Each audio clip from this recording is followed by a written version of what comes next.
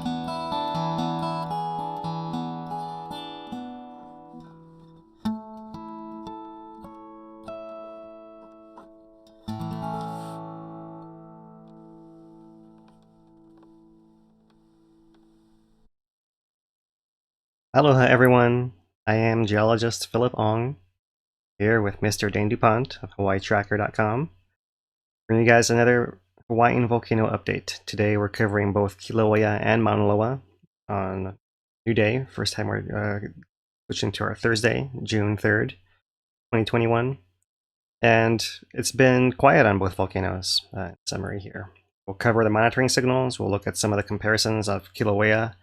Both volcanoes are still filling with magma and are still showing some monitoring signs that we could share with you guys. So we're going to do that. And we're also going to go look at some of the preparedness, emergency planning that's gone into Mauna Loa in particular. And look at some of the lava flow inundation maps that USGS had shared in the past. And that also will be a basis for a new evacuation plan that's being asked to our state emergency management. So we'll talk about all that. Those of you guys who are worried that the eruption was over and there wouldn't be anything to talk about, there's plenty on our menu today. And we will collect questions. Dane will answer questions in the chat that he can and collect some for our intermission and in between Kilauea and Mauna Loa, and then again after Mauna Loa. So maybe we'll divide them by topic that way. And also man our chats and our streams. So if anything is happening with the stream, let us know, and we will get into that as soon. Otherwise, we'll start with Kilauea here. Kilauea is being shown on this USGS HVO thermal webcam, the F1 camera. This is the last 24 hours automatic, and this kind of pulsing you're seeing is just the the daytime of sun shining on the crater floor and warming it up, and then the sun setting again. So it's if I scroll over here, see where you can see what's always here on the right, this temperature scale bar on the right, showing us pretty steady upper range of 140 Celsius. I mean, you really don't see a whole lot of change in the hot areas that are the glowing spots, like the west vent down here at the bottom. That's not changing a whole lot. It's more this other area that's been crusted over for a while, and this upper crater wall is all lit up by the sun here. Interesting how you now can see these daily variations on this thermal camera as well, right? And this is something we see a lot of times on sometimes tilt signals or other signals, some of this daily cycles like this. Interesting to see that. So there are still hotspots. These hotspots are at most around 140 or so, let's call it, right? Maybe 150 to be generous degrees Celsius. So that's as USGS described in their release last week. That is well below temperatures associated with liquid lava. So that's just the glowing vents, the gas coming out. These can be glowing and hot, and we'll probably see some variation in red. This is the time when this automatic scaling of the graph is nice, because you can always see there's something going on. And otherwise, if we were using the same scale as before, it would all look that dark blue black, and it wouldn't be. So that is what we have for the F1 camera. And to look at that same view from the visible KW camera, here it is once again, USGS webcam in the last 24 hours. You can similarly see the sun passing by, lighting up the crater, and then the darkness of the nighttime hours of the capture. And so in the past, in these black frames of this loop here, we would have seen the lava lake glowing. So this is showing us there's no more glow, really, where the thermal camera is showing us those hot spots, but there's really no more glow visible on a visible camera, and likely from any other vantage, unless perhaps USGS can zoom into that vent, telephoto lens, maybe we can see something like that. So that's how it looks on the web cameras this week.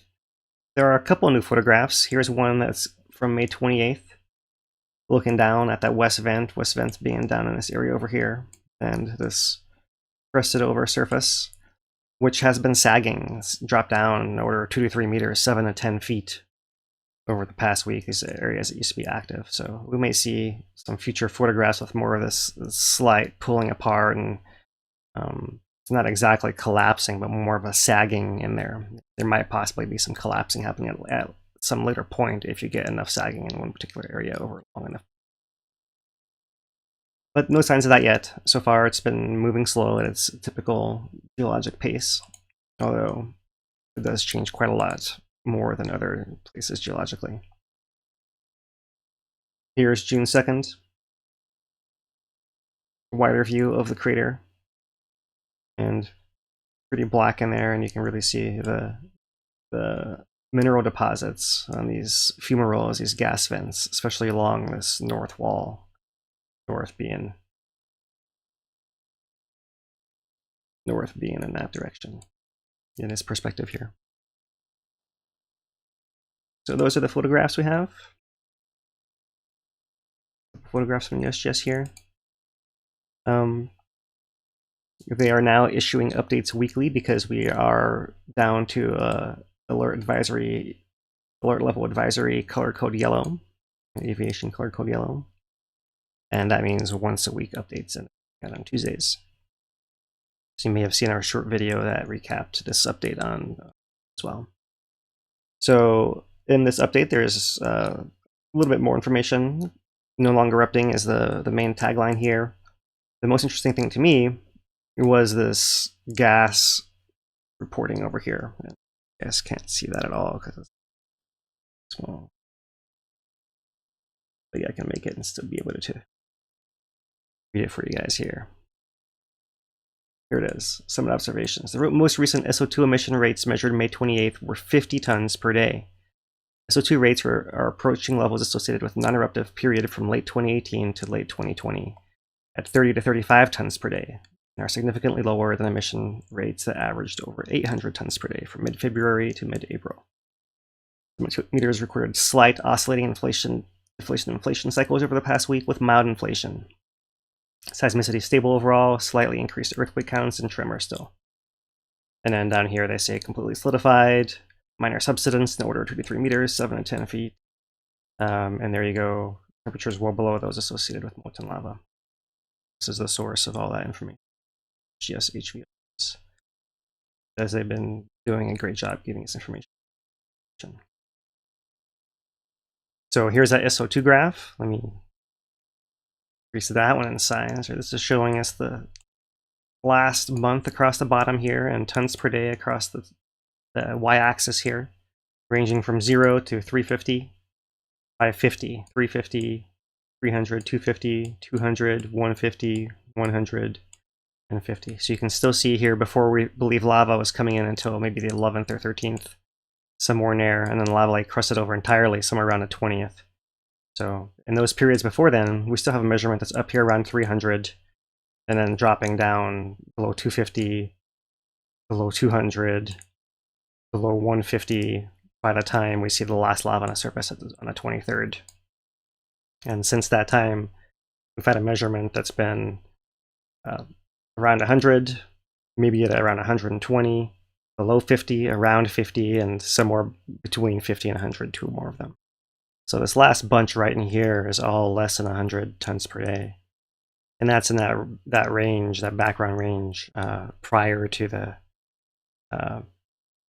eruption. Now, they are saying 30 to 35 tons per day as the emission rates for that era when the water was coming in. But just to remind everyone, we do believe that the water was scrubbing that gas at least a little bit. So maybe you lose 10% or 20% or 30% of your gas. So, maybe not some huge amount of it, but some of it. Even still, you're not getting to some huge value, right? You're still getting into the range of these measurements of 50 or 70 or something like that, right? And just to make it easier to compare here, I pulled up this old graphic. Zoom that into. That goes for a year between August 2019 and August 2020. And it's a similar kind of plot. This is during that water lake era. So you can see here's tons per day on the left again, and 10, 20, 30, 40, 50, 60. You see there was, in December 2019, there was a measurement that was between 60 and 70 tons per day. Otherwise, they're generally below 50, and often getting as low as below 30. Two instances here. So that's with the water, and then without the water is what we're seeing here more recently in this range, 100, 50, and 0 here. So maybe slightly elevated, maybe twice that much at most, but that's the range we're talking about there. So it does seem that the magma, while it is building up underground, is blocked in now and is not finding its way out as evidenced by the gas emissions here.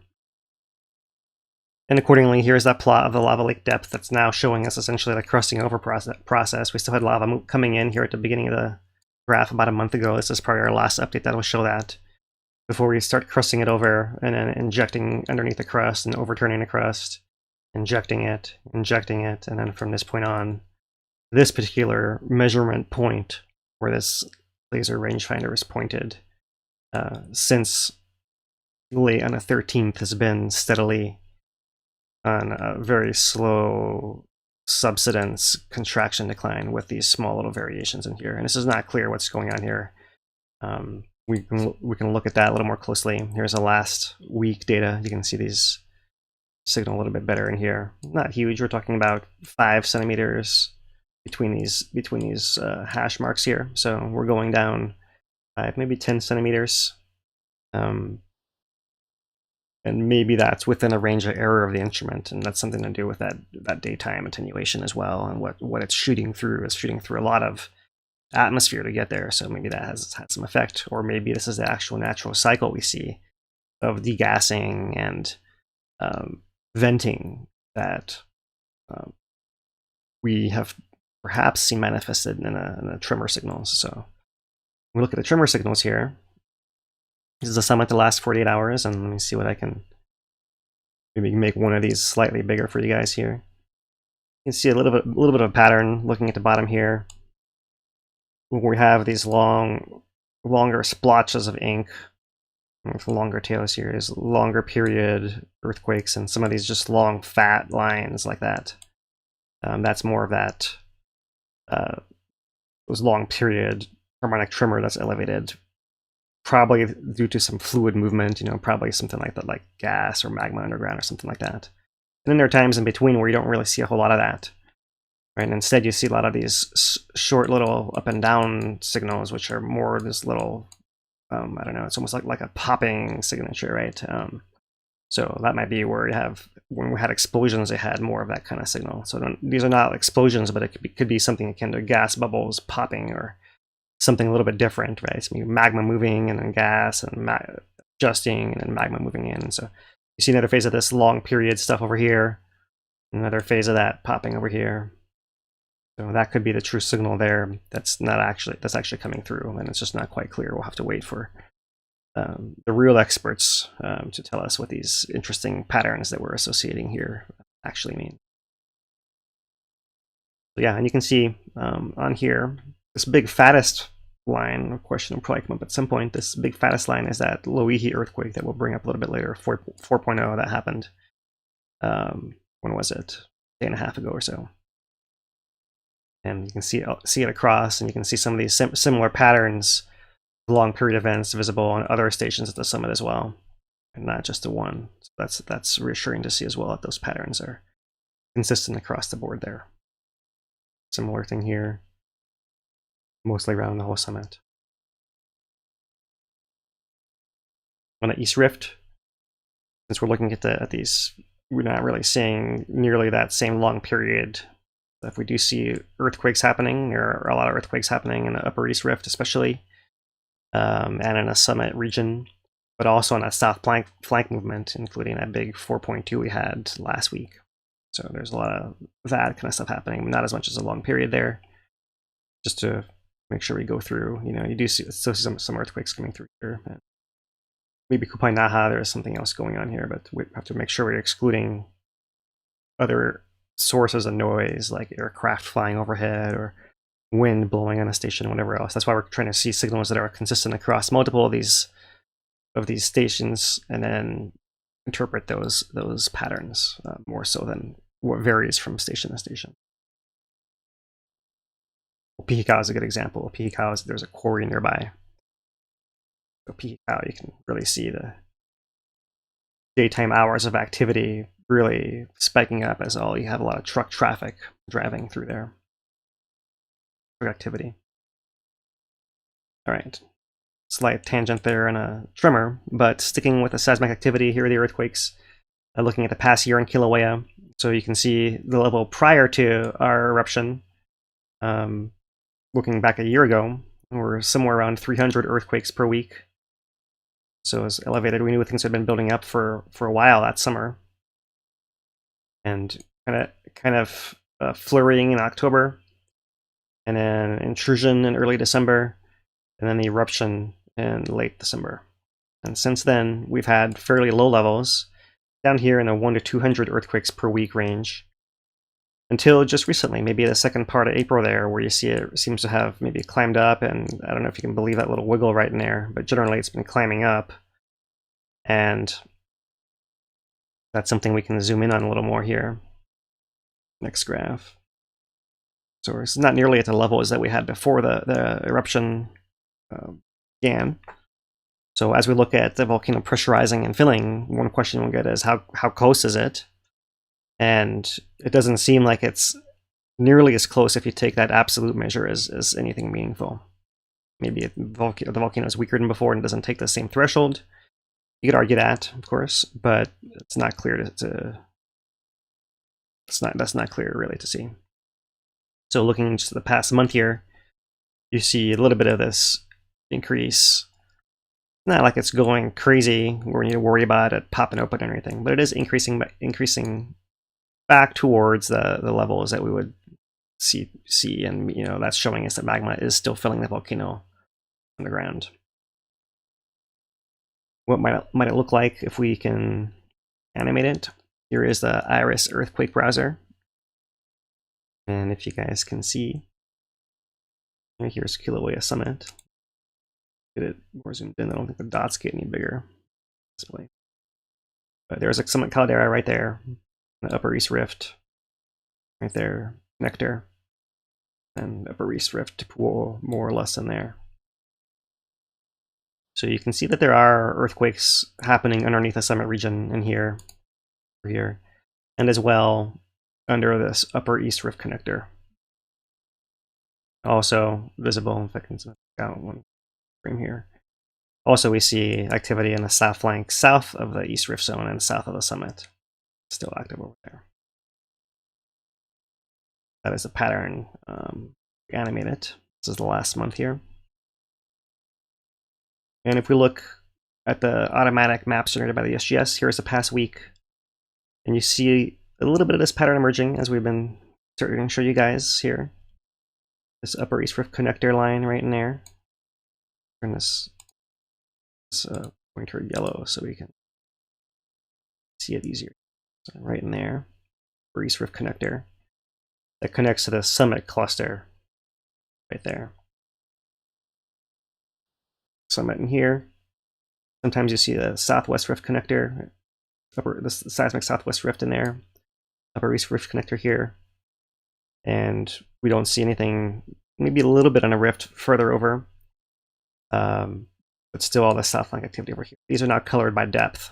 So you see that these yellows and oranges are this south flank, the blues are deeper down, blues and purples are deeper down, and orange and red is that upper magma conduit area. So we're on a summit in Upper East Rift right now. Let me zoom this out. I also wanted to point out that we are seeing south flank movement. We want to widen it here. We are seeing south flank movement all the way down now, all the way to nearly Kapoho. And it's not a huge activity down in here, but there certainly are more earthquakes in this segment, in this middle to lower segment of the south flank, not of the rift zone, the south flank that moves independently, right? And not nearly as much as we have in this middle segment in here, but it seems like the whole thing is moving. This is moving, this is moving, and also this way over here as a consequence is moving the least, but still moving. And so I've seen some reports of earthquakes. You can see earthquakes in Kalapana. There certainly have been earthquakes in the area more so than before, but nothing unusual, and no signs of it really changing the status of an eruption there. Waiting shortly here. We'll certainly keep an eye on that as we're concerned, of course, as before, about lava coming into populated areas outside the national park where it can do more damage to our communities. And of course, that's a lot of our motivation here. But there's no sign of anything like that happening. There's no need to worry about that at this point in time, right? The rift zone earthquakes, if anything, we might expect that we might widen our zone of possible activity, eruption perhaps, and not just a summit, but also the Upper East Rift Zone area, especially right now. It wouldn't be surprising if at some point we also turn a corner and increase all the way to pool as part of our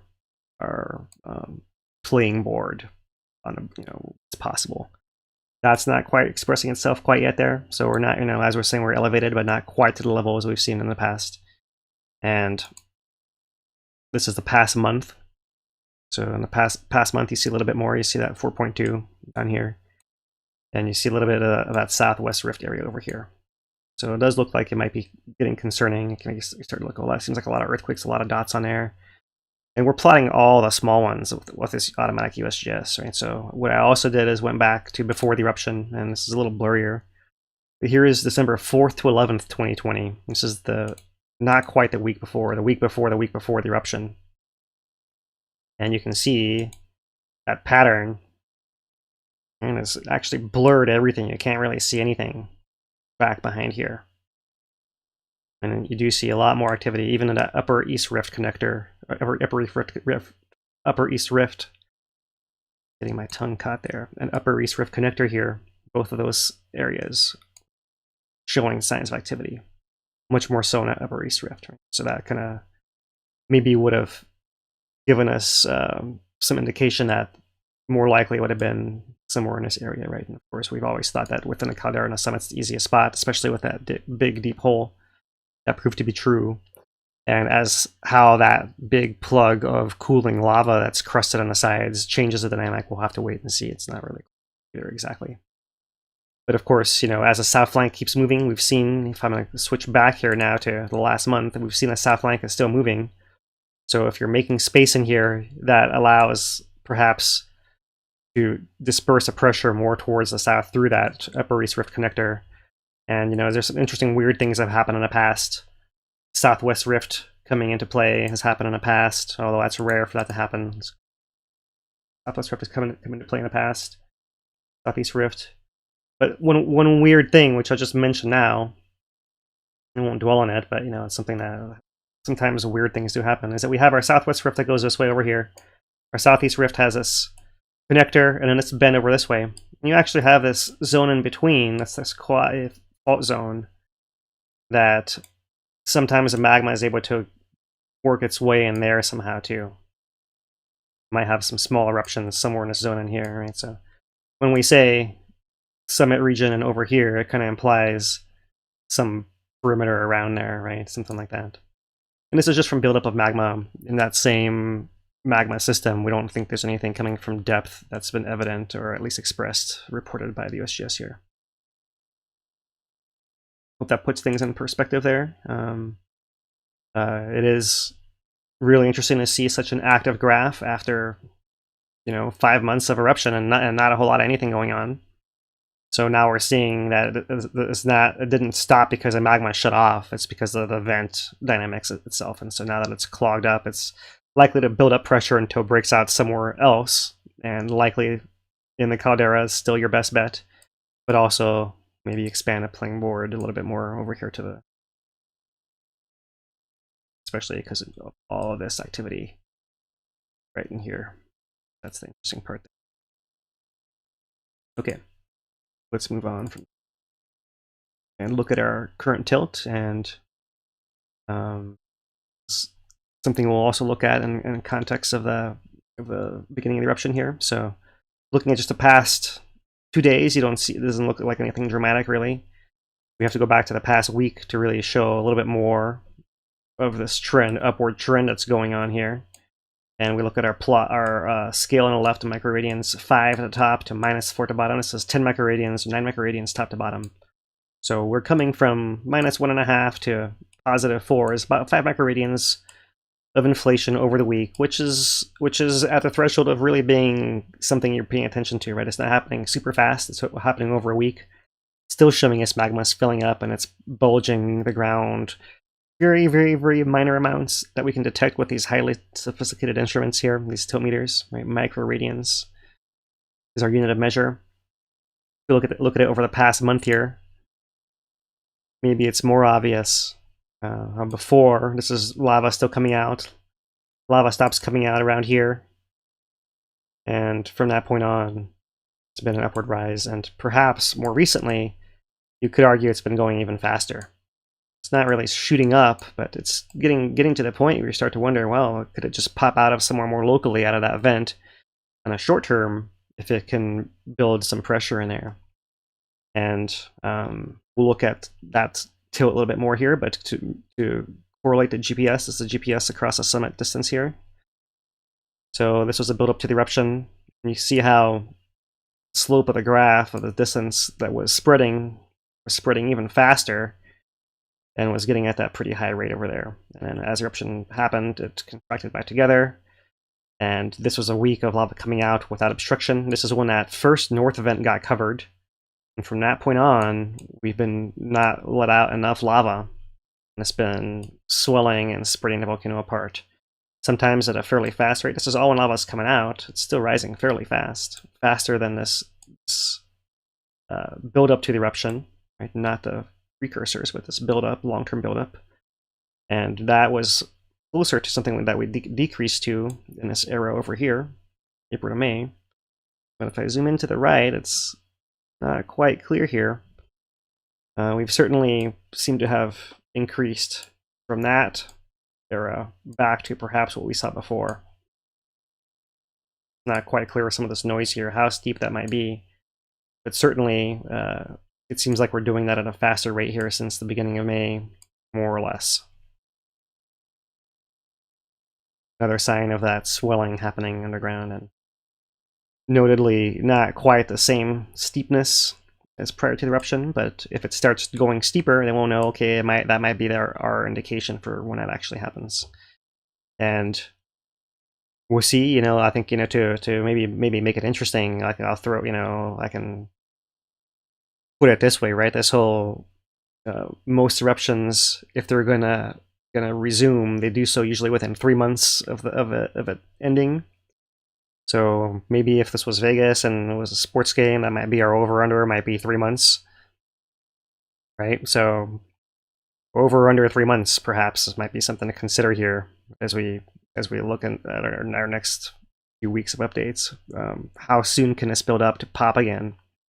Will it take 6 months? Will it take 3 months? Will it take a year? Will it find a way to disperse this pressure through movement of the south flank without coming to the surface? Those are all unknowns and why we can't really predict what's going to happen. I'd rather lay out some of the possibilities there. And so I'll ask you in a few minutes here after we talk some other stuff, Dane. Maybe jump in now. What do you think? Over or under 3 months? Well, we didn't get to go through the volcano watch because it wasn't posted before this episode went live, but it was posted as we were live, so I went through that, and guess what it talks about? 90 days pause versus eruption ending. It's a continuation of the last one, right? Oh, so great. They're talking about exactly what we're talking about here, and basically they're going to go with the Smithsonian standard of 90 days to, if it hasn't, lava hasn't surfaced again with 90 days, the eruption's over. Otherwise, it's a pause. So that's the standard going to keep on it. And yeah, if it is going to restart, it seems like the most likely thing will be within those 3 months, or it might be potentially longer. But with these signals that we're seeing, it just feels like it's going to be that less than 90 days.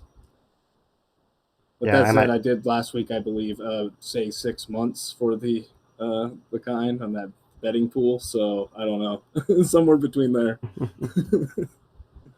We'll see. I ever since 2018, I wish I would have just picked my birthday as that whole pool. So I might just pick my birthday again, which is in the beginning of August, right? So that's right around that May, June, July, August. That would be within 3 months. So I might go with a slight under there, just because my birthday. Yeah, that worked last time. I think we had our own pool for 2018 Kilauea eruption when it would end. And Sarah, one of our moderators, won it because she picked her daughter's birthday, which was August 2nd or August 3rd, something like that. So yeah, it's like the March Madness pools where you just pick the team that you like, whose mascot you like better, and just go with it. Sometimes it works. So yeah, interesting. Yeah, so they do talk about that here on this volcano watch, and a quick scan of it here, you know. Interestingly, they do recall Ahu'aila'au that stopped for about a month. They do recall the Maunaloa eruption, where there was a 3.5 month pause in between eruptions there. Uo'o, days, 2 months. And they say essentially August 24th is that date for the over-under, right? So my birthday's the 10th, I'm going to go with under. Right. All right, let me get back to our GPS and tilt. And I did want to show the tilt from before the eruption. So it does say last 2 months up here. That was from the presentation of Volcano Awareness Month, where the slide comes from, Ingrid Johansson's talk. So just look at the dates here at the bottom: November, December, January. So we had, let me zoom into it a little more here, because we had deflation and inflation events happening as well. And you can see during one of those is when we had our intrusion, and this isn't worth talking about. Before in the build up to the intrusion, did we have any real increase in tilt? It wasn't really that obvious. If so, it was only a few microradians, and until it actually did its thing. moving in the ground. And at that point, it was obvious that was December 2nd and jumped up more than 10 microradians all in one go. Saw that happening and reported on it, but just to set the context, maybe slowly rising tilt with inflation events is what we had going on there. Then from our new background, we have slightly different, but still inflation events happening up there. And maybe up here, we're going from, this is 20 microradians to 30 microradians, so maybe we're increasing from, call it 22 to 29, maybe 7 microradians there, increasing that much in about a week or so. So it wasn't a huge amount either that it really jumped up and like led up to it before the actual eruption led to that massive drop in tilt there, and then everything that's come since then. So in that context, you know, maybe we shouldn't expect to see some giant spike in tilt, especially for a summit event, right? You know, we have often for pool or eruptions been able to reliably look at the summit tilt, because the summit tilt responds more strongly to movement of magma out of the summit into the rift zone than it does to something moving within the summit. That makes sense. So something to note there as we look at how fast it might come up. And in a little bit more detail, we did have this also from Volcano Awareness Month, that the tilt deviation in the short term was about 1 hour before the eruption. And this scale here is 20 microradians top to bottom, plus 10 and minus 10. And eruption begins at 9:30 right in here. So about an hour beforehand at 8:30, they start seeing a little bit of a signal. It was a drop of, looks like 4 microradians in 15 minutes or so. And that was the beginning, and then it kind of kept going down. And that was, from that point on, the process of eruption had begun. So in a short term, it might be that small signal that actually occurs. And in the end, it was the glow and the thermal cameras that really gave it away and confirmed the eruption was happening, rather than the tilt. So that's something we'll keep an eye on in the long term as well here.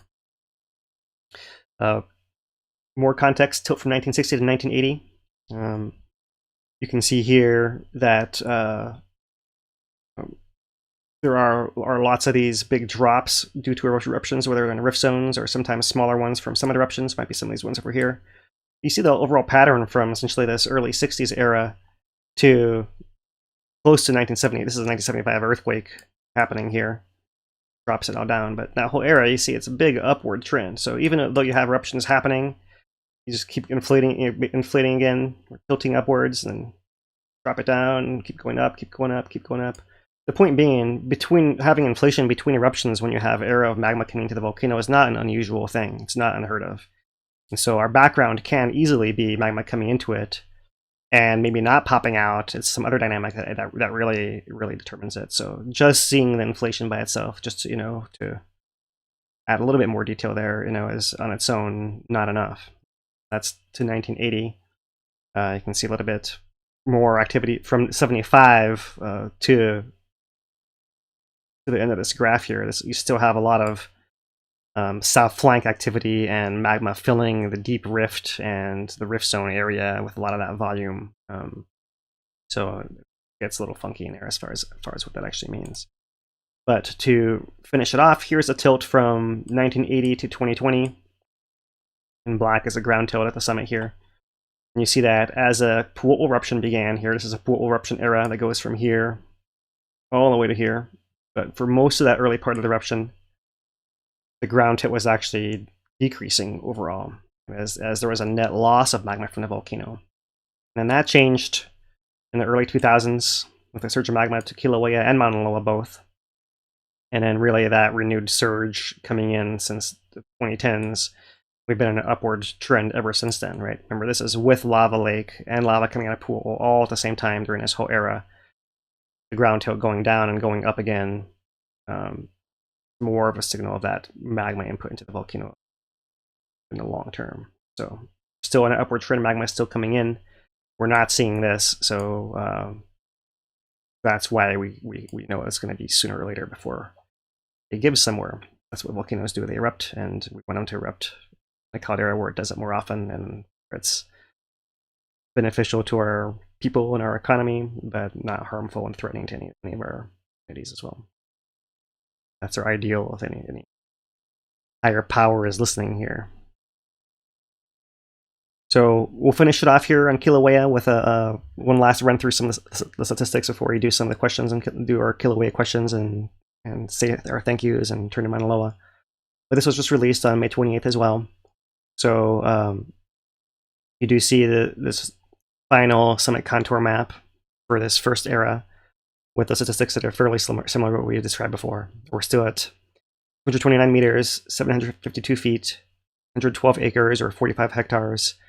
41.2 million cubic meters was the most specific we got, or 11 billion gallons total volume that came out and filled that lowest part of the crater floor. So there's one question that's come up that's I think maybe worth repeating, that where the former water came in, that was more or less that range of elevation of the groundwater. So the groundwater might if we still had any of this contour unburied in here, then maybe you might have some chance of water coming in. But if water is coming in, it's going to come in below where we can see it. It's going to come close to this hot thing that's going to stay liquid in the middle for years and decades and possibly 100 years, and it's going to come out as steam from the sides there and there. So you kind of need a combination of a big hole that drops down into that depth and then nothing hot here to burn it away. And collapsing it takes away the hot stuff and makes the hole at the same time, and that's how come we got there from 2018. So that was an era we will possibly not see again in our lifetimes. Yeah, we have very active lifetimes. The volcano is very active during our lifetimes, more so.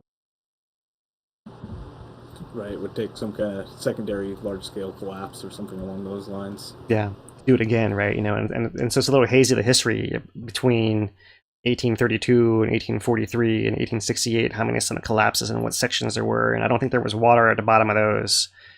But there were collapses, and that's the thing, you know, and so it could happen, but it's highly unlikely. So mahalo, Dane, for giving a good answer in that one there. Something I wanted to share with our more broad audience there. So okay. At the bottom of this plot is also a series of these topographic profiles. So down at the very bottom here in blue is the water lake, maximum depth of 50 meters.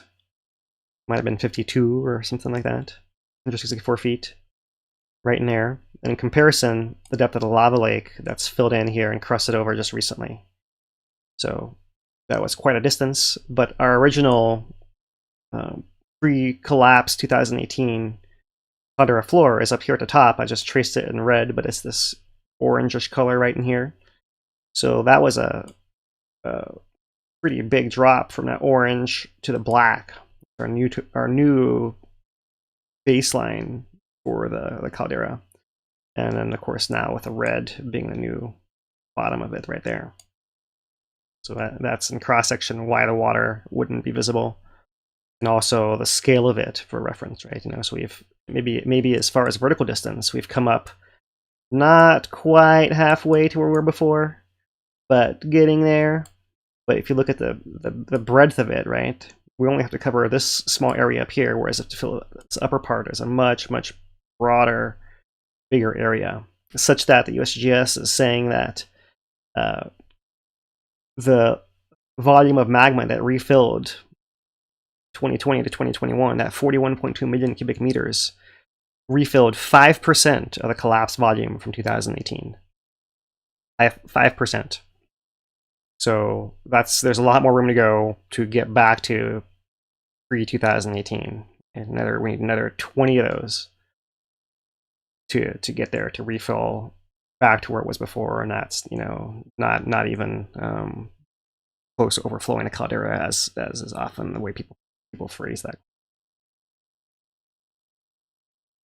So that is fascinating there, and we've taken these numbers as we have in the past, these volumes and dates, and try to approximate here what the eruption effusion rates are. So in this plot here, the blue line is looking at cubic meters per second here, and of course eruption begins and spiked somewhere in a range of 70 or 80 or 90, somewhere in that range up there, maybe, you know, an order of 100 cubic meters per second. and then very quickly, within a couple of weeks, drop back down to the range of maybe 10-ish, a little bit above 10, a little bit below 10, somewhere in there, before really tailing off, right? Maybe with some higher spikes. Maybe we're at around somewhere around 5, and trailing off here to the range of 1 to 2 to below 1 here recently. So our most recent measurements here, the most recent interval is 0.7 cubic meters per second. Right? Before that was 0.5. 0.5 is not clear if this is actually just within an error, or if this is actually some small variations of maybe the vent gets drowned a little bit earlier, and then you see it build up some pressure before it finally actually gets covered all the way over. Don't have that resolution in our data. USGS may release that someday, and I'm fascinated to see if that's the case or not, or if this is just a little bit of error. And I've calculated it out, and in the long term, the average for the whole eruption here ends up being 3.3. 3.3 cubic meters per second ends up being, this is the average value right here for that whole 155 days of lava coming out of the ground from December 20th to May 23rd.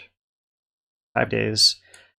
USGS declared it over 2 days later, so 57 days after the onset was their declaration of it being over, about 105 days of lava coming out of the ground by my calculations.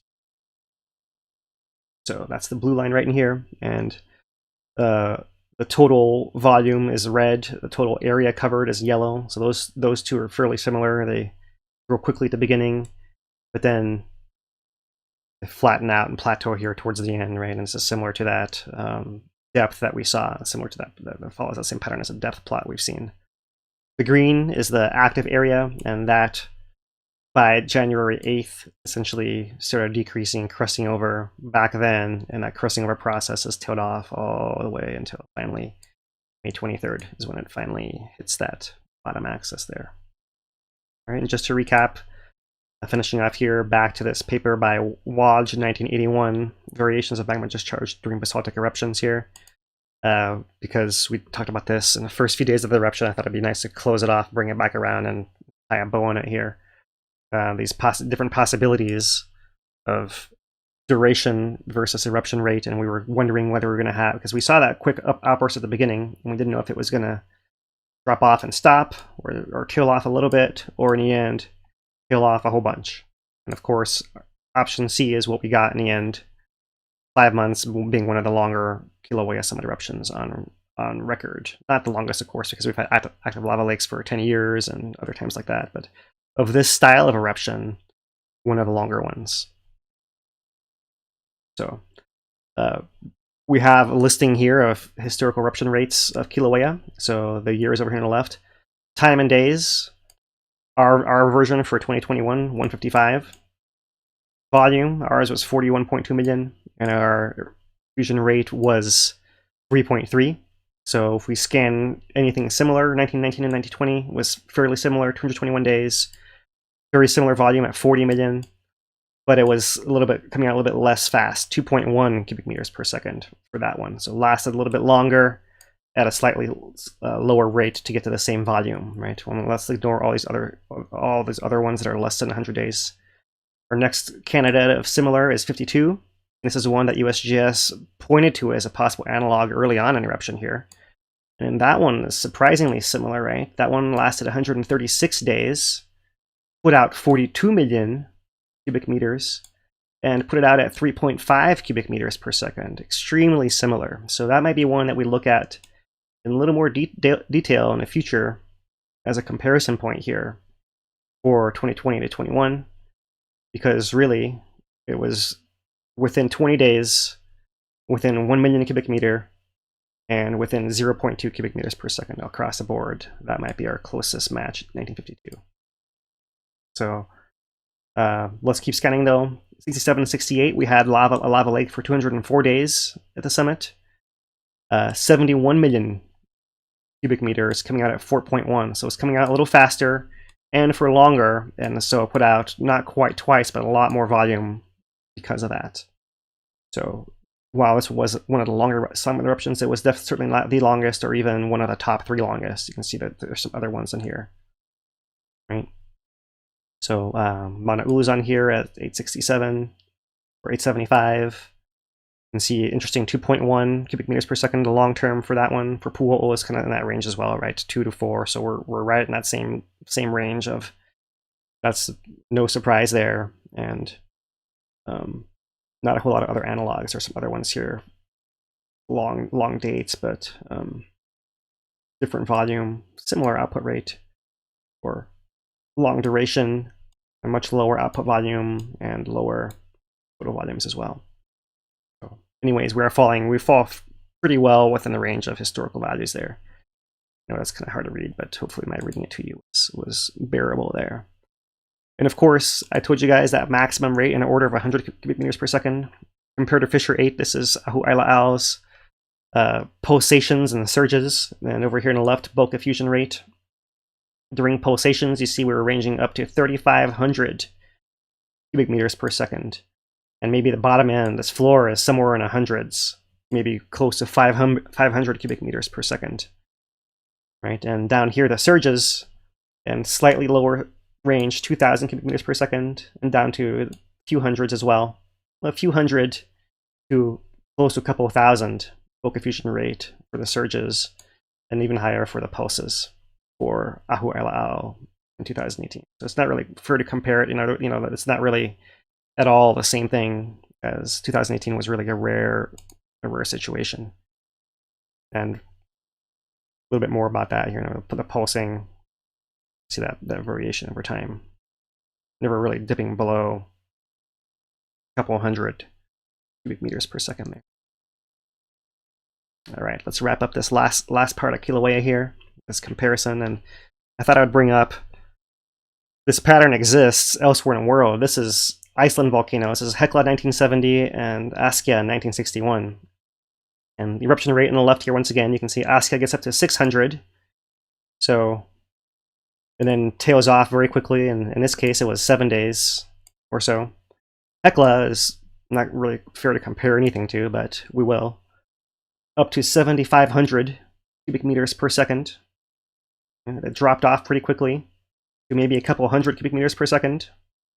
And then that lasting out those 40 days or so. And so this might be more comparable.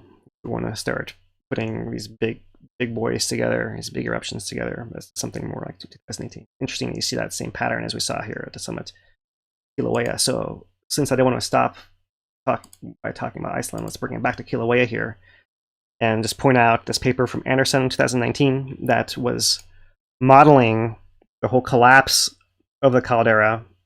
And essentially they believe that this is the likely magma reservoir area and size right in there.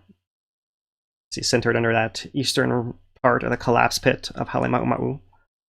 And they believe from their models that somewhere between 11% and 33% of that chamber was evacuated, was drained to form the eruption. So we, at some point early on, considered maybe the whole thing had drained all the way. Not at all true. At most, somewhere in a range of 33%, right in there. So that's the interesting part there. That's come back up from being at most a third empty. A third is a lot, really. If you imagine like a champagne bottle that you've popped the cork and you've lost a third of the liquid because the gas came flying out, and you have 2/3 of flat champagne. You know, you've lost a lot. But still, if magma's coming in from below, if you're piped into a champagne tube from below, you can keep refilling. Then you can replenish that gas and replenish that frothy stuff, and you can push it back up towards an eruption. So that's just there is still a lot of magma down in there. We know it's been refilling, and no surprise with eruption coming in. And this is something we'll talk about in a little bit more detail in the future. But I wanted to show it today as well, because there is gravity studies prior to the pressurization showing inflation signals on a volcano in March 2019. That prior to that, there was a gravity increase noted that's being attributed to there being some of this void space underground here. Enough void space to cause what is essentially from November to March, what is that, a 4 or 5 month delay in the inflation signal from magma filling that void. So you probably could calculate some volume of void space in there. we'll report on that in the future here as something we had speculated on for some time, and I've largely believed that you have to convince me that there was some void space down there, otherwise I wouldn't believe it. And so here's some convincing proof that there probably is some void space in there being filled. In any case, that gives us some idea of what the structure is, that there was a lot of different pathways and area to fill, and we may have something more like this where the magma is able to come out through one of these pathways, and of course there are these other pathways in this collapse zone, and this whole thing is pressurizing not just with gravity, but we're at this stage where we're seeing inflation swelling over the top of it as well. So we're still here, and it's not like we really accomplished a whole lot of work with this eruption so far, to be honest. We essentially did 2 weeks of work, and we've been coasting since then, and now there's a lot of back pressure built up as a result of that. Okay, so all that's happening. We've shown this cross section before. All that's happening within this upper chamber, and it's being fed from below. That lower chamber, the South Caldera chamber, is still active magma, still coming in from depth from below. And of course, I would just want to mention, since I said this before as well, that the rift zone also can take magma in some of that area, and that has a lot to do with the south flank moving to the south as well. So depending on the south flank movement, the rift zone being a potential reservoir area as well, and the filling of the summit, that's what will determine what the next event in the story happens to be. So we'll hopefully tie up a whole bunch of loose ends there. I know it's taken a while, but as we said, there's still plenty to talk about even without the eruption happening. And we'll now turn to our thank yous and our questions segment on Kilauea Dane. Ready? All right. Well, let's go ahead and thank our sponsors, the guys that help make this possible. We want to thank first Kalani Tours. Kalani Tours. One of the things that we just put out with them is the Pono Pledge, which is kind of a different take on tourism, trying to create a more sustainable tourism framework to give a little bit more cultural significance to the tour experience, and also getting tourists to not act, crazy sometimes, or more respect the land, respect the people. And we're glad that they take that pledge, and we encourage more people, more companies to try and take it as well. And we're glad to, help put that message out with them. So we want to thank Kalani Tours for being a sponsor. If you get a volcano tour, waterfall tour, or coffee tour of all the coffee farms in Kona, they're the guys to check out. Second one is Kaleo's Bar and Grill in the heart of Pahoa. Inside, outside dining, excellent establishment, fair prices, good food, dynamic menu, and some really good twists on some dishes that you'd be familiar with, like prime rib. Also, their fish and chips is really good. Check them out. Then we thank both our sponsors for helping make this possible. Also want to thank out some people that made donations on HawaiiTracker.com. Best way to support us is, as always, just like, share, subscribe, get this content out there a little bit better. We don't have an advertising budget. We rely on people like you to share it with friends to get more people watching it. We also have HawaiiTracker.com, which is where we take donations at, and that's where our archive of eruption updates, footage, all that kind of stuff gets deposited. So you can always go there and find out what's new. But I do want to thank Lori H, Robin M, Diane H, Denise O, Victoria D, and Les H. Appreciate you all. Thanks for helping make this possible. Mahalo, you guys. Mahalo. All right, let's get into some questions, huh? Good. We got a good amount here. So Jacob asks from YouTube, why Kilauea's west rift zone is so quiet, as we don't see we haven't seen an eruption there in a while. So what's your thoughts on the west rift zone versus the east? Yeah, it's a very interesting question. The East Rift Zone has historically been more active. There's no arguing that. The why of it is a little more interesting. The lowest hanging fruit answer there is Maunaloa is over there on that side, and that is a more complex interaction. And where it erupts it's more difficult to erupt out of there than out of the East Rift Zone in the long term. You could argue that potentially. Right, you can have adjustments perhaps in that southwest flank area without eruption, but it certainly does erupt. In fact, the first Western account of an eruption by William Ellis, 1823, was a big southwest rift eruption. Has happened out of the Great Crack. Aaron asks, if a new vent were to open, would the current crust become a base for the new flow, or would it melt through and essentially just reactivate the current lake since it's still liquid in the center, the jelly donut model? So probably it would the current crust would become a base for the new flow, as you describe it, Aaron. Here's a cross section from the 52 lava lake that was forming a core, crusting in the outsides and the sides and the bottom, and then the 54 lava flow came on top of it and used the top of that crust as its base, as you just described here. And all of that while there was still lava inside. Of course, what happened later was a collapse, drain. All of it was rearranged, obviously. So, but focusing more on this beginning part here, you see that lava flow came over top of that other one right through there. Just like this other one ended up being a pad in 52. It was not at the bottom of the crater. There had been previous eruptions that had filled the bottom of the crater prior to that, so it's basically stacked on top. Question. Yeah. Boomer on YouTube asks, how was the outermost rim of the caldera, the Kilauea caldera, formed? Was it successive collapses over a long geologic period? Or what was the formation like? So the outermost, the caldera, that the rate is always a tricky thing, and it's obviously one of the most important things. How fast is it happening? And the tricky thing with the longer ago you look is you don't always have that resolution in time to say it happened over a matter of, let's say, weeks as opposed to years. That's why the 2018 observation of collapse is so valuable. You would imagine that having seen that happen over the course of 3 months there, that you might imagine that's probably typical, right? But we just don't know. The outermost great caldera, I've called it before. Sometimes it's called a Powers caldera after the geologist that first described it. Likely happened through that same process, and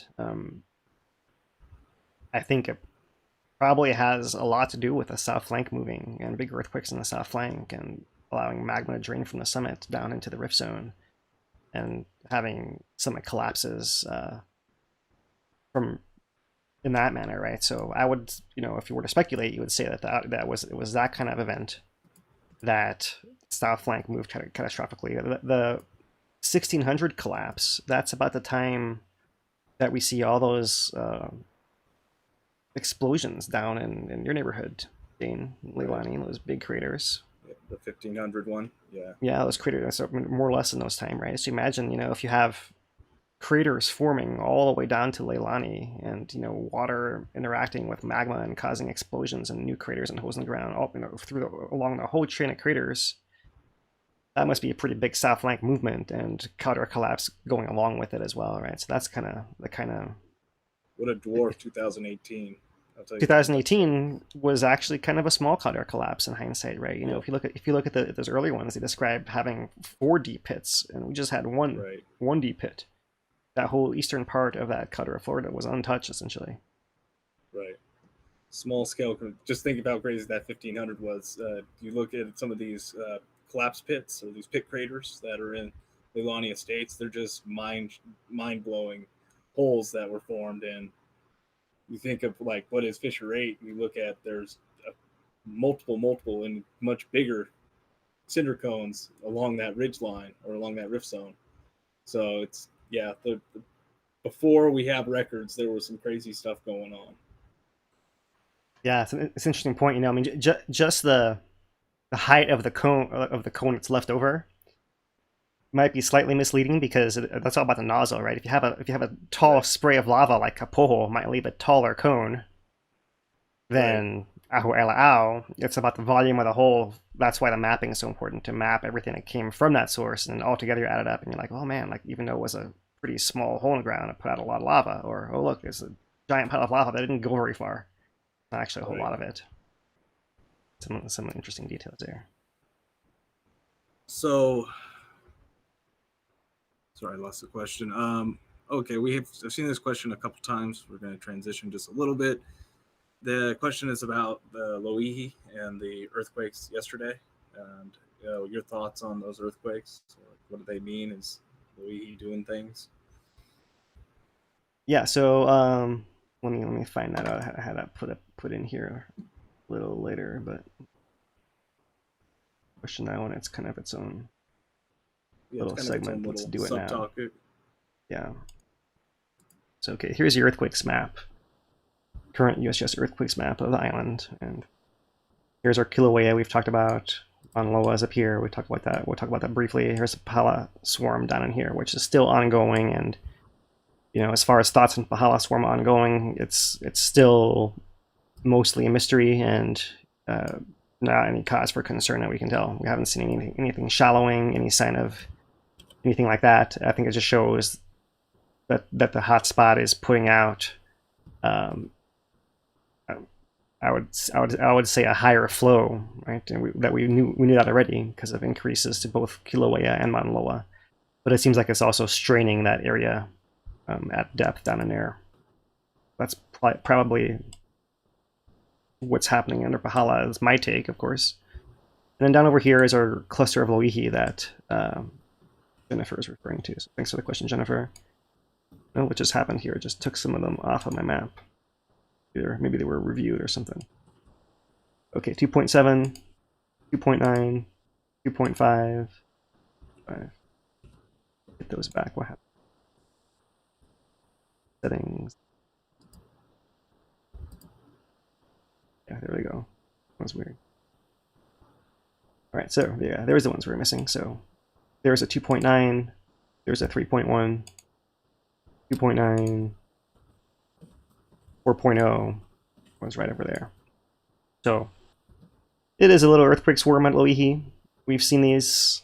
When was the most recent one, Dane? Where now? Oh, a couple months ago, maybe 6 months ago. Yeah, a few months ago. So it was during this eruption, I believe. There was a little swarm over there. I think so. And if not, it was right before it began. And there was a much bigger one a little over a year ago, back in March 2020. We did a whole segment on. So it does flare up like this. It's still active volcano. Magma is moving in there also. You would expect, as I just talked about Pahala, if the hot spot's putting more magma out to Kilauea and Mauna Loa, maybe it's putting more out to Loihi also. And it wouldn't be surprised to see at least intrusions and earthquake swarms and growing of the volcano by spreading. I mean, as we've talked about Mauna Loa doing recent broadcasts.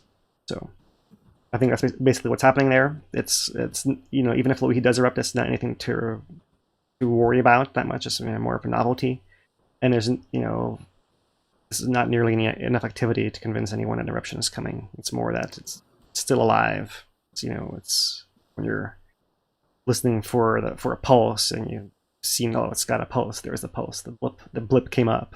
Little flurry of earthquakes. How I think of it personally. We did have a question also, is how many earthquakes would you consider it to be a swarm? Like, what's that threshold like? Not a hard number, but like, are we talking hundreds of earthquakes in a day or in an hour, or 10 earthquakes in 10 minutes? Like, what's some kind of scale? Yeah, I mean, I'm usually looking for, I don't know. It's not a hard number, right? But I'm looking for about 100, 800, or close to 800, or over 100 earthquakes in maybe maybe a day, right? Certainly if it happens in less than a day, in an hour, then of course that's fast. But if you have 10 in 10 minutes, and then that's it for the rest of the day, then that's maybe one earthquake with a few little aftershocks, which is right. Par. That's even bogey, so that's normal. Yeah, exactly. So that's my thought on that. But I don't know if the hard number. There probably are some hard numbers being used by seismologists that I should know, but I don't know what the threshold is for someone working. Do one last question on Kilauea, then we'll move over to Mauna Loa. Well, so let me just say that there's also this. Sorry. USGS information statement on Loihi that was put out, so I can get this out of the way here. That was put out magnitude 4.0. That was 6:44 p.m. Wednesday, June 2nd. So it's actually just yesterday afternoon, and essentially no change in any of the volcanoes, and that is normal over there. So they note May 11th, 2020 as a swarm of earthquakes, 200 earthquakes in a 3 to 4 range as the most recent event. That is on USGS site if you're interested in more detail about that, but there really isn't a whole lot here. You can essentially go back to our last May 2020 update of these earthquakes, and it's essentially the same story. In fact, it was a little better back then because we had more earthquakes going on than we have so far. And so we'll see. Maybe this will continue. Maybe we'll have more earthquakes over the next week. It'll actually turn into a bigger swarm or something like that. So we'll wait and see. That is Loihi. One last Kilauea question, and then move on to Mauna Loa. Question is about the post-collapse or post-2018 Lower East Rift Zone and the connection between the summit and the Rift Zone. What is your thoughts on, is that connection still intact? Is it being compromised? Just, yeah, that whole connection down to, say, Pu'uo'o. So to Pu'uo'o, it seems like it exists, and that's based mostly on the build-up to the 2020 eruption and the response of the rift zone to that outpouring of magma from the summit. Essentially, the rift zone's deflated as the pressure at the summit was relieved. So that shows it was all connected all the way to right around Pu'uo'o, essentially, but not evident any further than that. So yes, that is believed to be open, and that's why it's not surprising to see the earthquakes in that Upper East Rift connector right now, because as it refills the summit area and can't get out, it's going to refill that part of the reservoir as well, right? It's kind of a funny geometry of network. It's not just one sphere, for example, as you might imagine it, but maybe an area that has a lot more. Maybe you have a big blob of it with blades that come off of the sides of it, and then you have a bigger pathway, and it's got blades coming out the side of it as well. So it's a really complex feature there. All right. Well, let's go ahead and move over to Mauna Loa then. And if you guys have any questions about Mauna Loa, we will be collecting those and do another question and answer segment at the end. Right, mahalo Dane and mahalo for the questions, you guys. So let's start off here. And I know we've been going for a while already, and we may end up with longer updates when we do them just once a week. But that's all right. You guys that are more curious, we'll say, about our volcanoes, and stick with us here. So let's go through Mauna Loa. As far as the signals, there's not a whole lot new on Mauna Loa. Here's a tilt over the last week, not showing a whole lot except those daily variations. Over the last month, slight wiggle between 1 and -1 microradians. Really small stuff. It's hard to relate to anything in any confidence. And really the reason I'm on this page is to show you guys this GPS cross caldera distance change that we've been following for a while. So now it's been a month and a half since we got to the bottom of this adjustment phase here. And maybe we're having a slight increase, slight spreading as magma's coming in and filling it in, but it's hard to really take that apart from the flat. You could easily draw a line of flat, or you could possibly draw a line that's a little higher up here at the end, but yeah, put a big question mark on that, and I have no confidence on that. So wait to see what's actually doing. At some point, imagine it should turn back up, but we're still waiting for that to happen. It has not happened yet, so we're essentially still in neutral. Not really clear at the summit of the volcano. This distance is the very, very top, tippity top of the volcano, and not the base and the flanks of it, right? The top is not being affected by whatever's happening in any major way. Not spreading quite to there, whatever is going on. So if we look at the earthquakes for the last week here, this is the last week USGS map. Not a huge amount of them, but there are earthquakes happening a little bit still here in this northwest flank section, and still in this upper southwest rift section. And you're getting more of them up here in this shallow region right in there. So magma is still filling in here. it's just not doing that very fast. It's not expressing the pressure. It's maybe the south flank moved enough to give it enough space. You got to imagine it.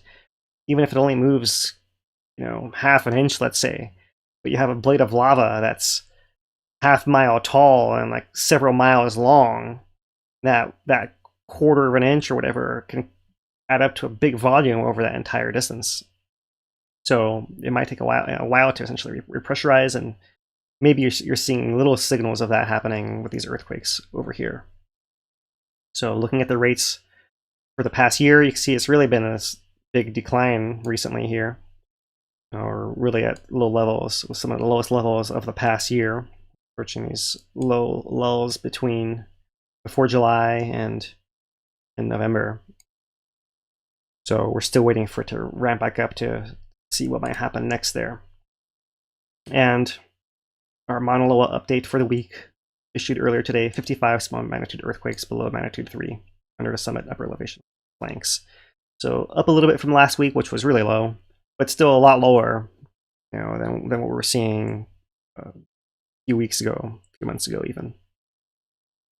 And otherwise, no change in GPS, no change in the gas, no change in temperatures, no change in the webcams. There is nothing really new there. So I want to show you guys how those earthquakes played out here in Mauna Loa. Right? So this is the past month once again. Kilauea is over here on the right, but Mauna Loa summit is right in here. You see those summit earthquakes accumulating here to the northwest flank of Mauna Loa and upper southwest rift zone, which is where they always have been expressing themselves, right, as magma builds in the volcano system here. You also see the south flank region still showing quite a bit of activity. Nothing alarming, but it seems like it's still being enticed to move against Kilauea. So you imagine magma's probably filling that whole blade all the way up the whole depth of the volcano in there, pushing that south flank over here. Magma is still filling. These are subtle signs here. It's not doing it really alarming, right? Mauna Loa is even slower than Kilauea right now. Kilauea looking much more convincing of building towards an eruption soon than Mauna Loa. So yeah, that's where we're with it. So we do want to spend a little bit of time today just talking about the preparedness aspect. And so I want to mention this article was out in the paper on Monday from the Hawaii Tribune Herald about the Mauna Loa evacuation plan in the works. And the story is that there's a new, from March, State of Hawaii Senate resolution requesting HIEMA, our state Emergency Management Association, to develop evacuation plans for areas within lava zones 1, 2, 3, 4, and 6, which is most of the island, apart from Mauna Kea and Ala areas. And so it's all of Mauna Loa, all of Kilauea, all of Hualalai, as far as I understand it here. And the idea being that that'll be done by the end of this year, so that it can be taken up in a 2022 legislative session in January. And then they're going to try to codify it into law and make the eruption evacuation plan part of the law that then the Hawaii County Civil Defense will be forced to follow, and perhaps avoid some of the issues that were identified in the 2018 response, which was guided entirely by the county with not a whole lot of state planning involved there. So that is essentially it. There's some other interesting stuff in the article, so you can check that out there. But essentially, that is the gist of it. And so they're going to be working with HIEMA is going to be working with Hawaii County and with USGS HVO, right? And this is one of our leaders here, Drew Kanuha, is in the state senate, along with Joyce and Buenaventura, or the two who introduced that resolution that is kicking off this whole process. So even as we're seeing Mauna Loa quiet down, we're worried about this. We're still trying to be prepared, and this is a long process. We're talking about 2022, something happening here, right? So here's our lava hazard zones on Hawaii Island, USGS map. So 1 is the red. 1, if you guys haven't seen the lava hazard zone map before, 1 is the highest hazard. That's where lava can come out of the ground, either from the summit regions or from the rift zones of the volcano. Here's Kilauea's summit, southwest, southeast rift zones. That's zone 1. And here's Maunaloa's southwest, northeast rift zones as well. Summit as well. And then zone 2 is downhill from those zone 1 areas in the closest areas.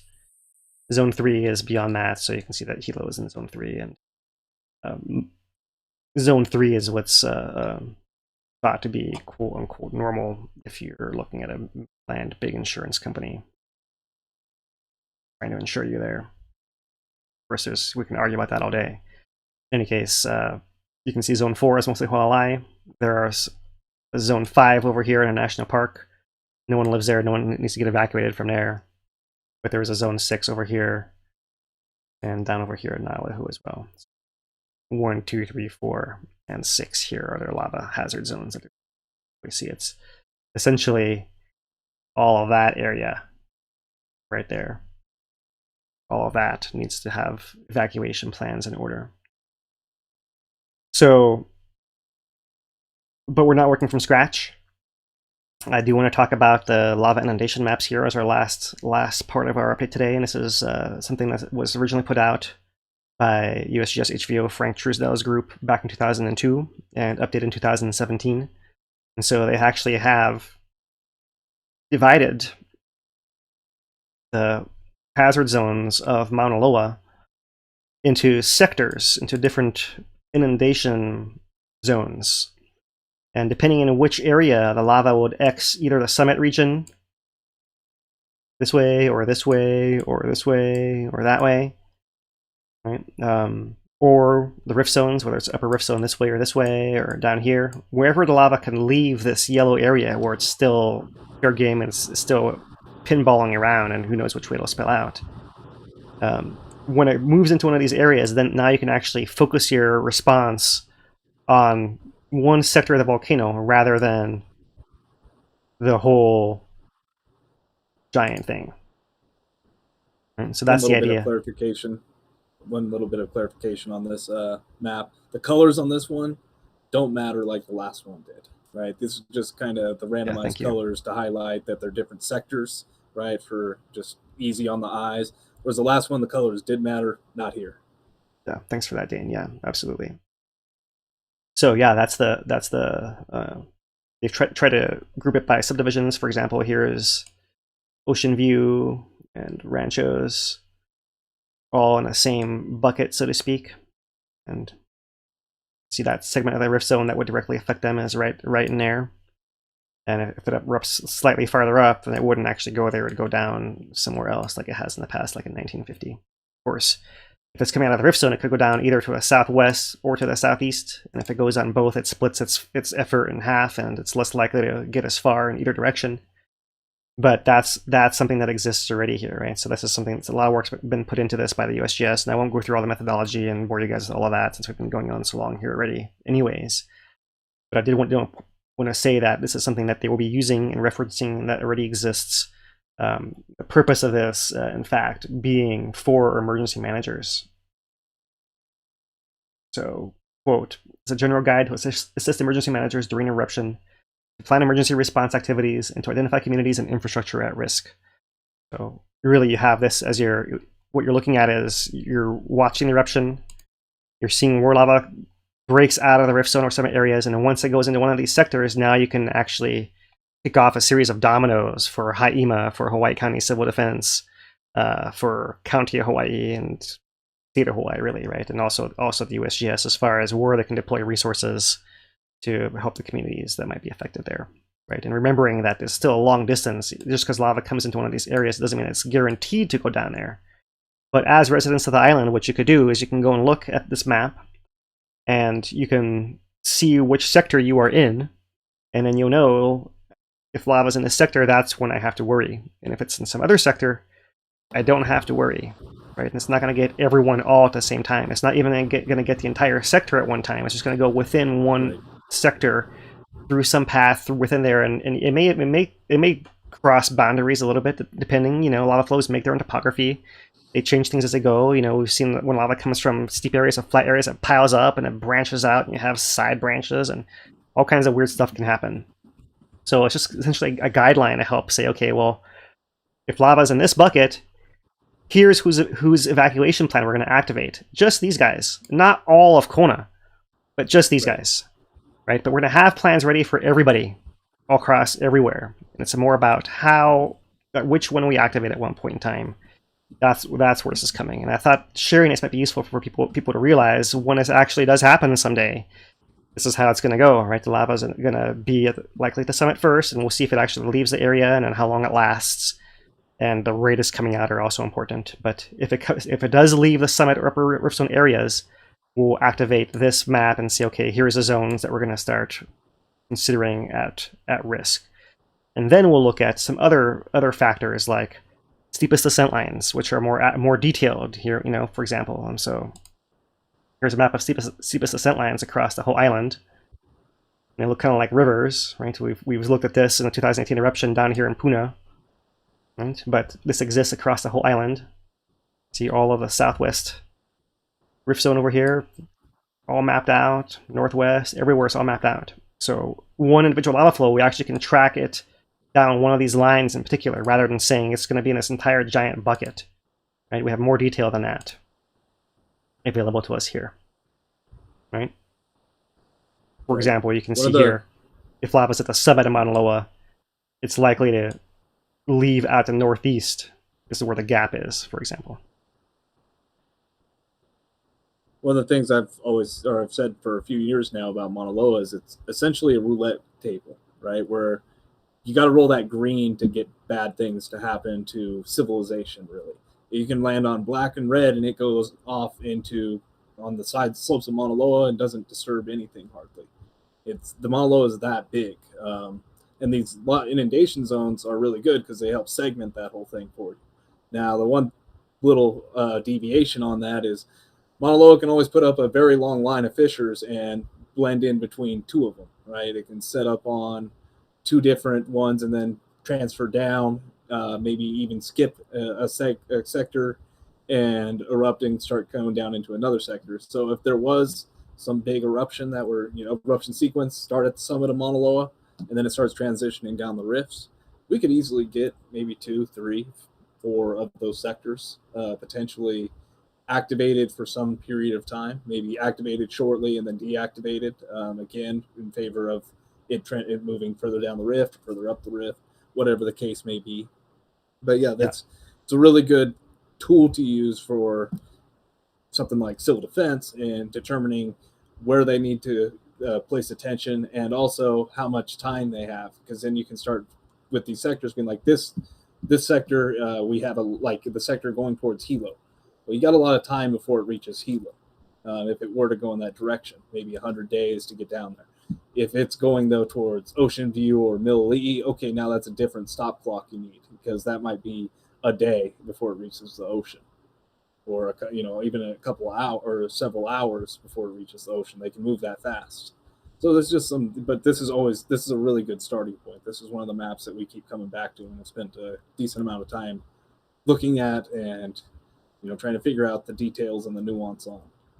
Right. This is what they just talking about this companion map here that shows the average eruption rates out of radial vents in the northwest, northeast rift zone, and southwest rift zone, and average time it takes for lava flows to get to the ocean and once to get to the ocean. So you can see it's hours to days here in the southwest, days in the northwest, and months in the northeast. And that's what Dana's referring to here. So yeah, not only is the location important, but also the rate, right? The volume that's coming out, and that's why we go down these tangents of volume like I did with Kilauea today, because that is interesting to us to document in the long term and to compare things one against the other. So there is the volume aspect of it right over here. They want to show this. This is a part of the pamphlet as well. A situation where if you had lava coming out of the northeast rift zone, you might say you actually have, depending if it flows north, it goes into Kaumana towards Hilo.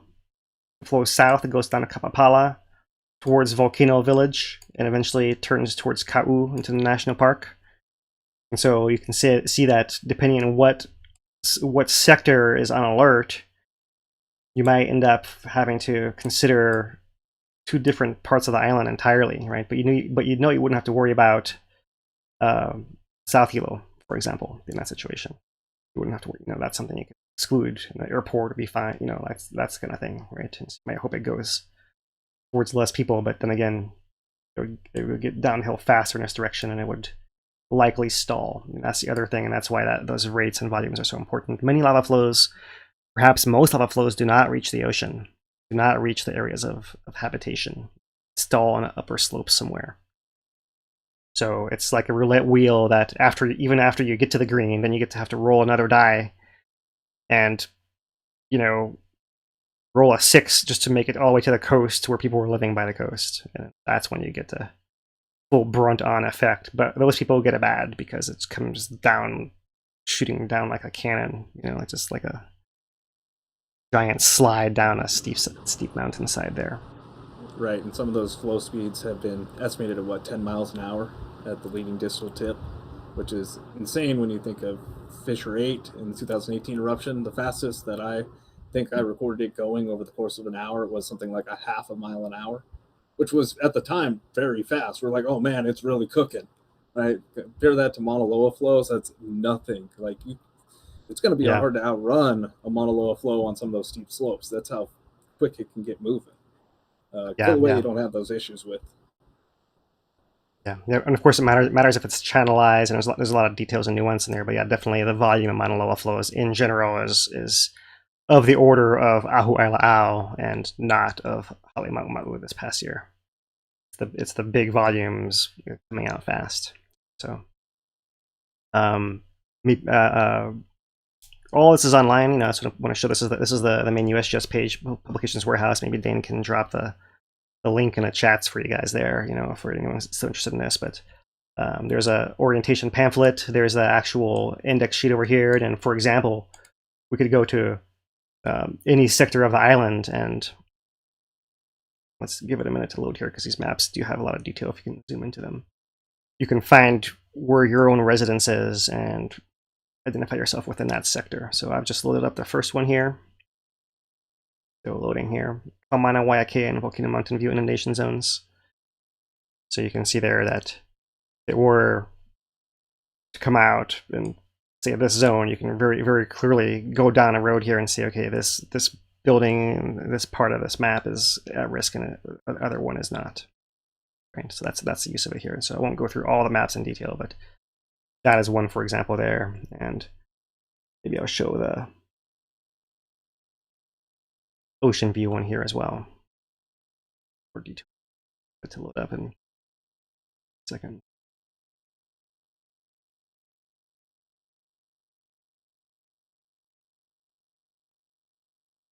I went ahead and dropped that in chat, that link. Yeah, awesome, thanks. So yeah, you guys can go and look for, if you're in one of these areas and you're curious if you're in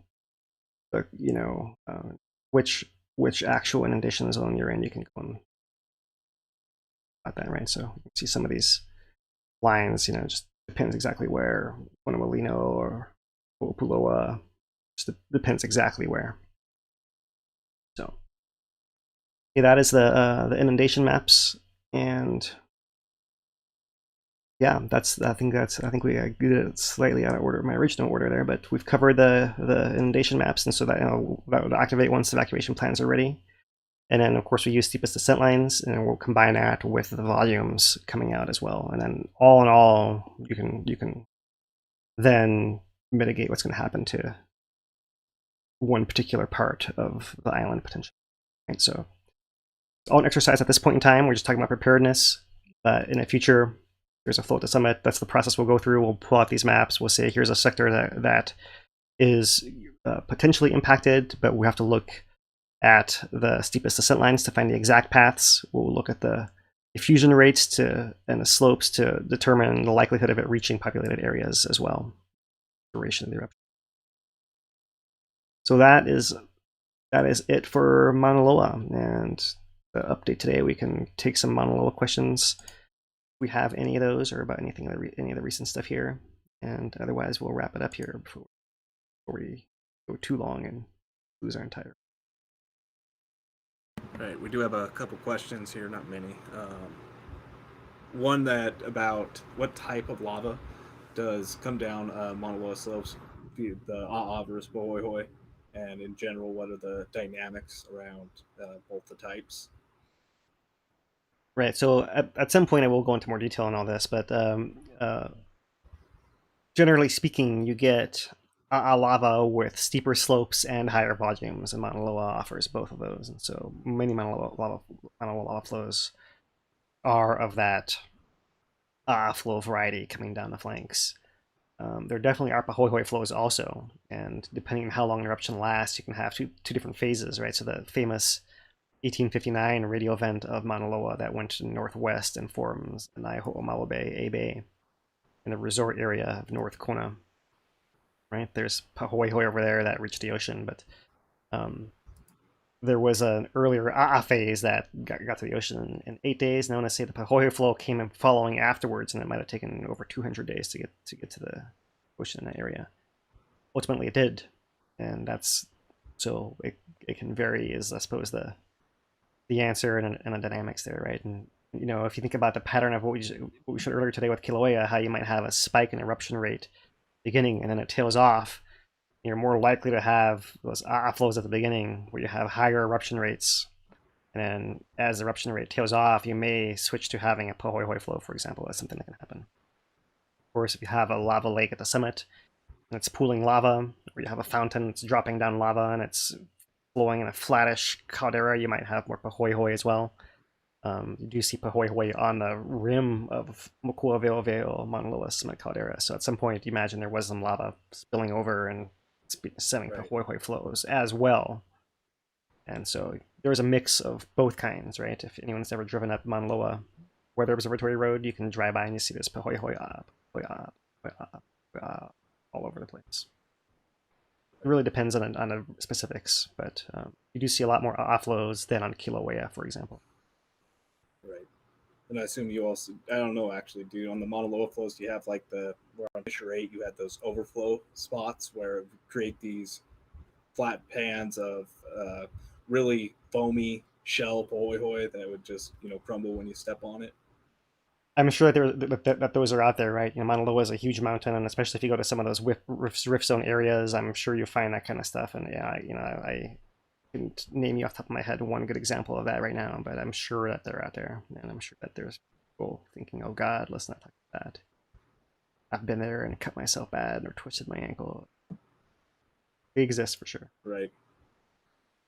We have one last question here, and I'm sorry if we didn't get to your questions. There's a lot of them, but we're trying to stay focused on Kilauea and Mauna Loa. But this one's going to be a little different. We already talked about Loihi, but besides Kilauea and Mauna Loa, is there any other volcanoes on the island that people might want to be concerned about? Besides Kilauea and Mauna Loa on this island? Wa'alai is the obvious answer there. That's the one to be worried about. Yeah. Not super worried. Right. It hasn't done anything or showed any signs of doing anything. Last version was what, 1801 is, 1801 is pretty recent geologically. I want to say 1926 or was it 1929? I think it was 1826. Field eruption. Field eruption, right? 19. Oh, was it? Yeah. I'll have to look up. So, but yeah, it's rare, and it's probably not worth worrying about. I mean, I think it's good that that's included in evacuation planning in case something like that does happen. 1929. 1929. Yeah. So you could have a plan in place, but probably put that one at the bottom of the pile. It's probably not going to be one you're pulling out anytime soon. If it does, though, it's good to have one because there's a lot of people to move. Right, and it's where we compared it to Mauna Loa. It's more Mauna Loa compared to the roulette wheel. I compared Hualai to a coin flip. It's just you don't know if you're going to flip the coin or not, right? But if you got to flip the coin, then hold your hat, because if it goes north, well, that's not a big deal. Knocks out some roads that are very important, but it can make its way to the ocean, maybe take part of the airport. Okay, that's not that big a deal. It goes south, though, that's Kona. Like, it's right into heavily populated areas on very steep slopes. It's not a good deal. It's just you don't know if you're going to have to flip the coin or not in our lifetimes. All right, So, well that we will cover Hawaii at some point in the future as well. You know, that's the kind of thing that we'll have time to cycle around to as eruptions stay quiet on the volcanoes as long as that lasts, and you know, not last that long as we're saying. If that's the case, then we'll get to Hawaii eventually, sooner or later. I promise. all right. We also are going to be doing a premiere of Drones On. Going to be covering May 20th and 21st. Talk about the Puna geothermal venture, some of the difficulties there, a giant ground crack that emerges near Fissure 20 and starts swallowing up a lava channel worth of lava, and also Philip Ong's first live stream with the Kaikamarzo giving an eruption update in 2018. And you know, a few years have passed, and now here we are recapping it and doing more eruption updates. But it's, you know, join us for that story. It won't be nearly as long as this update. It's only, I think, 8 minutes, this one. So yeah, come check it out. It will premiere immediately after this stream concludes. Right on. Thanks, Dane. Yeah, man, 3 years ago it's been since we been doing it in this new incarnation in front of the camera here. Obviously under much different circumstances at the beginning there. It was really guerrilla, whatever works, whatever works, and turned out that as people dispersed, the social media was the best way to stay in touch, and that we can on these channels today. So mahalo, Dane, for telling that story there and reminding us all, reminding me what it was. You know, some of it it's hard to remember even because so much happened. I'm like, oh, what, when was I? Where was I when? Right, okay. You know, I'm sure similar with you to some degree. I remember it's better than mine. The hard thing for me is like I know that an event happened, but I'm like, was it on the 16th, 17th, 18th, or 19th? Like, you know, it'll be some small thing, but it could fit in any one of those days. I'm just like, you know, struggling to remember the exact details, but getting them put together, trying to make that archive for people that, you know, can reference easily. Also, we're going to be getting now, this part I'm stoked about, I'm getting into the archive that I've prepared for the, you know, this whole project. The beginning of the eruption, the archive was really weak, and it had to be filled in with a lot of, you know, footage from people that I had to go ask them, like, hey, can I please use this, right? And they were private citizens that were, you know, filming it for their own reasons, but didn't have that archive of footage until this episode and then going forward. So some of the footage is now starting to be like stuff that hasn't been seen before or has been seen by very few people, and it's incredible shots and things like that. Not to say the rest wasn't incredible, but when you have a 3,000 foot no fly zone and you're up there that high, there's only so much you can do with some zoom compared to somebody that's on the ground and allowed to be there. So yeah, we're going to be getting into that, and yeah, come check it out. Yeah, so mahalo, Dane, for putting it together. Mahalo, everyone, for your support, for your questions, for your donations. Like, share, subscribe. That really helps. And we will be back with you guys next week on Thursday once again for the live broadcast. We'll put out some short text updates and videos. Check out Hawaii Tracker to stay abreast of those. So mahalo, everyone. And for Dane DuPont, I'm Philip Ong.